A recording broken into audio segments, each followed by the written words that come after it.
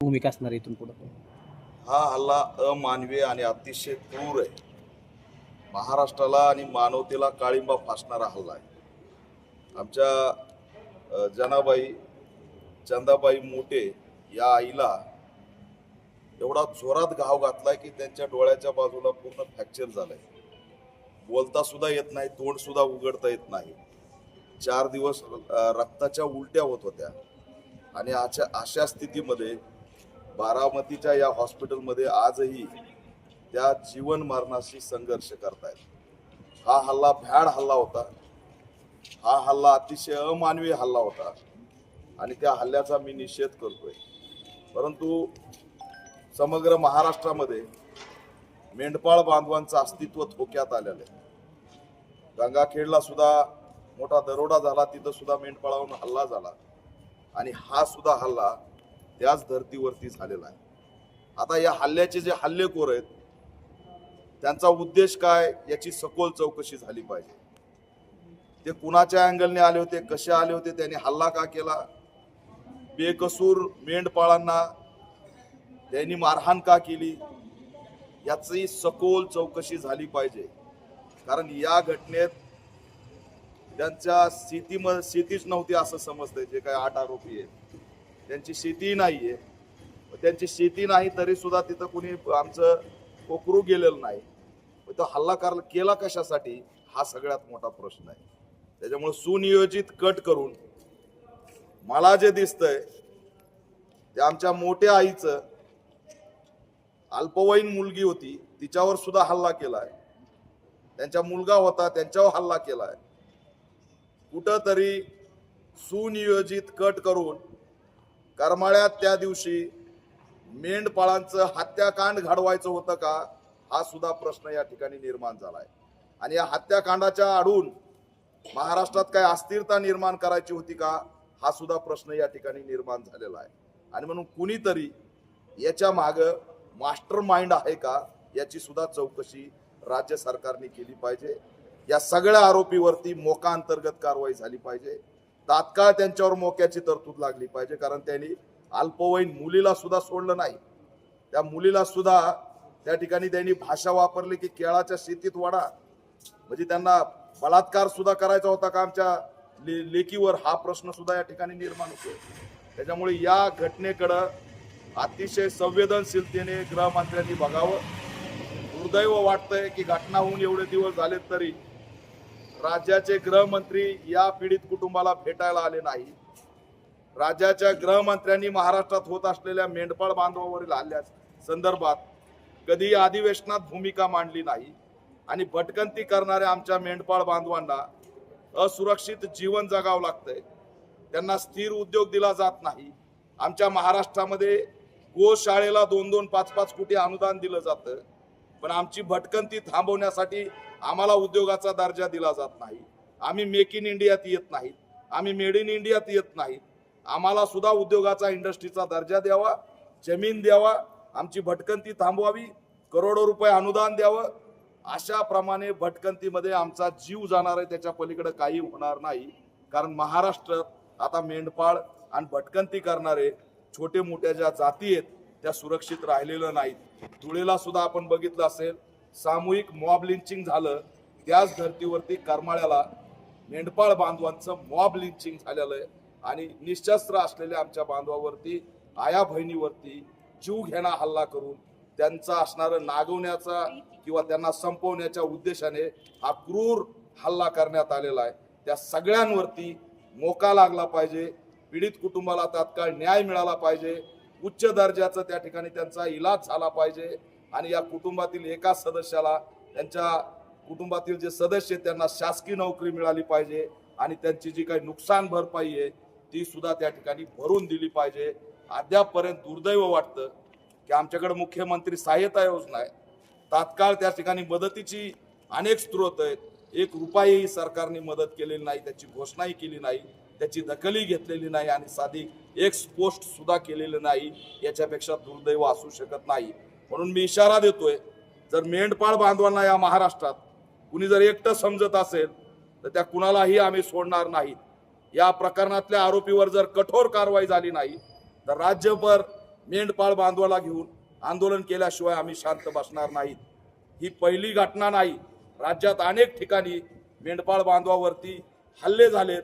याच्यासाठी एक सखोल आणि मोठा त्या ठिकाणी कायदा करण्याची सुरक्षेची गरज आहे आणि तो कायदा मेंढपाळ बांधवासाठी आणि भटकंती करून पोट भरणाऱ्यासाठी गरजेचा आहे. आमची ही भटकंती किती दिवस चालणार आहे हा प्रश्न मी सरकारला विचारतोय. आज या आमच्या मेंढपाळ बांधवांचा वाली कुणीच राहिलेला नाही. सरकारला आमचे मतं लागतात, सरकारला आम्ही लागतो, परंतु सरकार आमच्या सुरक्षेसाठी एकही पाऊल उचलत नाही. हेच चित्र याच्यामधून दिसतंय आणि म्हणून या घटनेच्या संदर्भात ऑल इंडिया पॅंथर सेना गांभीर्याने पाहत आहे. आज मी सांत्वनपर त्या ठिकाणी भेट घेतली. अतिशय दुर्दैवी चित्र आहे. आमची आई बोलू शकत नाही. तिच्या मनावर एवढा आघात झालाय की तिच्या डोळ्यातून पाणी सुद्धा थांबत नाही. ही बिचारी एवढी भयभीत झाली की मी काय गुन्हा केलाय. पोटाची खळगी भरण्यासाठी भटकंती करणारा हा समाज तो विचारतो की आमचा गुन्हा काय. अचानक 8-10 लोक येतात, नशामध्ये असतात, काट्याला खणकुसा असतात आणि काट्या सुद्धा अशा फिरू मारतात क्रिकेट खेळल्यासारखं. अरे आम्ही या ठिकाणची अतिशय हालाकीची परिस्थिती असलेली जमात आहे. आमची परिस्थिती बिकट आहे. आम्ही परिस्थितीत भाकरीसाठी झुंज देणारे लोक आहेत आणि अशा परिस्थितीत तुम्ही जर आम्हाला मारणार असाल तर हे आम्ही खपवून घेणार नाहीत. हा इशारा आहे राज्य सरकारला की या घटनेची तात्काळ दखल घ्यावी. याच्या मागे कुणी मास्टरमाइंड आहे का त्याची चौकशी व्हावी आणि SIT मार्फत सुद्धा चौकशी करून पुन्हा मेंढपाळ बांधवावर महाराष्ट्रात अन्याय होणार नाहीत याची सरकारने दखल घ्यावी. या कुटुंबाला पोलीस संरक्षण सुद्धा द्यावं. ज्या ज्या ठिकाणी मेंढपाळ असतील त्याची नोंद पोलीस स्टेशनला करावी. वन विभागाने दादागिरी करू नये. त्यांना असणारं वन विभागाच्या खालच्या भागामध्ये मेंढ्या चारायला परवानगी द्यावी. इकडं शेतात जावं तर कोकरू उचलून येत आहेत, उघड्यावर राहावं तर चोर रात्री मारतायत. रोज आमच्या मूलभूत प्रश्नासाठी आम्ही लढतोय. रोज आम्हाला बाथरूम बघायचंय, रोज आम्हाला विहीर बघायची, रोज आम्हाला झोपडी ठेवायची. अरे आम्ही या स्वतंत्र भारतामध्ये आमचा मूलभूत हक्क आणि अधिकार कुठे आहे. एकीकडे स्वच्छता अभियान राबवलं जातं पण आम्हाला असणारं रोज भटकंती आमच्या वाटेला ती कधी जाणार आहे हे प्रश्न अतिशय गंभीर आहेत आणि राज्य सरकारने याची दखल घ्यावी. अन्यथा राज्यभर तीव्र स्वरूपाचं आंदोलन केल्याशिवाय राहणार नाहीत. मेंढपाळ बांधवाच्या सोबत हा पॅंथर ताकदीने खांद्याला खांदा लावून उभा राहणार आहे आणि जर वेळ आली तर याचे परिणाम रस्त्यावरती सरकारला भोगावे लागतील हा इशारा सुद्धा देतोय. बारकाईने आमच्या या कुटुंबाला वाचवण्याचे प्रयत्न सरकारने करावेत आणि मदत करावी आणि आरोपीवरती मोका लावावी एवढे असणारे आमची थेट मागणी. खरं तर गेल्या काही दिवसापासून मेंढपाळ बांधवांवरती सातत्याने हल्ले होत आहेत. सातत्याने मेंढपाळ बांधवांना शस्त्र परवाना द्यावा अशी मागणी मेंढपाळ बांधवांकडून केली जाते. मात्र जाणीवपूर्वक या सगळ्या मागणीकडे सरकार दुर्लक्ष करते असं वाटते. नाही, शस्त्र परवाना दिला पाहिजे सरकारने. किती घटना घडल्या. तुम्ही त्यांची भटकंती का थांबवत नाहीत. मुळात भटकंती करून आम्हाला किती दिवस तुम्ही राबवणार आहेत हा प्रश्न आहे. त्याच्यामुळे तुम्ही जर सगळे उद्योग मेक इन इंडियात आणलेत, स्टार्टअप इंडियात आणलेत, का बरं आमचा मेंढपाळ बांधवाला तुम्ही 10-5 कोटीचं त्या ठिकाणी त्याला औद्योगिकचा दर्जा का देत नाही. म्हणजे मेंढी आम्ही चारायची, त्याच्या असणाऱ्या रजाया त्याच्यातून निघणारं उत्पन्न उद्योगपत्यांनी करायचं आणि भटकंती करून मेंढे आम्ही जागवायची. हा सगळ्यात मोठा उद्योग आहे आणि या उद्योगामध्ये तिला जपण्यापासून ते शेवटपर्यंत मेंढपाळच करतील अशी तरतूद करा आणि याला दर्जा द्या. त्या दिवशी याची इंडस्ट्री बनेल. मेंढपाळा असणारं त्या ठिकाणी जमिनी मिळतील. म्हणजे गोशाळासाठी तुमच्याकडे सगळं आहे, जमीन आहे, अनुदान आहे, सुरक्षा आहे. मेंढपाळासाठी काहीच नाही का. त्या असणारं अनुदान मेंढपाळांना दिलं पाहिजे आणि उद्योगाचा दर्जा दिला पाहिजे तरच आम्ही टिकणार आहेत. नाही तर आमच्या वाट्याला ठीक आहे आज आम्ही बंदूक घेऊन जाऊ पण झुंडीने आमच्यावर हल्ले होते. किती शस्त्र आम्ही चालवणार आहेत. शेवटी मेंढपाळांनाही तुम्ही असं तसं समजू नका. तो कायदा डॉक्टर बाबासाहेब आंबेडकरांचं संविधान मानतोय म्हणून तो असणारा चलतोय. परंतु सगळ्यात मोठी लढाऊ जमात आहे. तिने जर ठरवलं तर हल्ले त्याच्या होणार नाहीत. परंतु कायद्याच्या राज्यामध्ये संविधानाला मानणारी जमात आहे. पण शेवट अंत बघू नका. शेवटी दलित पॅंथर कशी निर्माण झाली हे तुम्हाला माहित आहे आणि मेंढपाळ बांधवा संबंधात असंच सुरू झालं तर धनगरांची सुद्धा आणि मेंढपाळाची सुद्धा पॅंथर उभा केल्याशिवाय आम्ही राहणार नाही.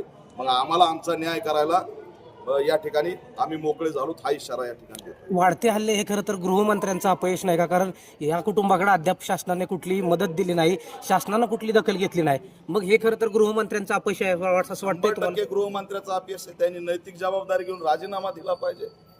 किती भयानक आहे. आज तुम्ही याच्यामध्ये बघितलं, नाशिकचं प्रकरण बघितलं, अशोक खरातचं प्रकरण बघितलं, त्या ठिकाणी कोरेगावचं ड्रग्स प्रकरण बघितलं, 2 मुलं मेलेत. आनंद पटेल नावाचा पकडलाय, त्याचं ड्रग्सचं कनेक्शन नागपूरला लागलंय, 2 मुलं त्या ठिकाणी पडलेत. तिकीट 2.5 लाख 3 लाख रुपये लावले. कसलं कन्सर्ट आहे, कुठून आणलंय, काय चाललंय महाराष्ट्रामध्ये? रस्त्यावर फिरणारा माणूस सुरक्षित नाही, तिकडं शहरातला माणूस सुरक्षित नाही, सगळीकडे हल्ले सुरू होते आणि पुन्हा तेच मोर्चे काढतायत. हा आक्रोश मोर्चा, तो आक्रोश मोर्चा. अरे पण सरकार तुमची आहे, तपास यंत्रणा तुमची आहे, पोलीस तुमच्या ताब्यात आहे, सगळा आदेश तुमच्याकडे आहे, मुख्यमंत्री तुम्ही आहेत, आणि न्याय का मिळत नाही? आज एवढ्या दिवस झालं सरकारचा त्या ठिकाणी मंत्री भेटायला येत नाही. किती दुर्दैव आहे. गृहमंत्र्याला भेटायला काय होतं? ती आई आहे, सगळ्यांची आई आहे. म्हणजे आमच्या माता अहिल्याबाई होळकरांचं नाव राजकारणासाठी चालतं, पण तिच्या लेकीवर हल्ला झाला, ती रक्तबंबाळ झाली, तर तिच्या डोक्यावर हात फिरवायला आमच्या मुख्यमंत्र्याकडे वेळ नाही. हे गंभीर आहे. याला सर्वस्वी मुख्यमंत्री जबाबदार आहे. त्यांनी राजीनामा दिला पाहिजे, ही सुद्धा आमची मागणी.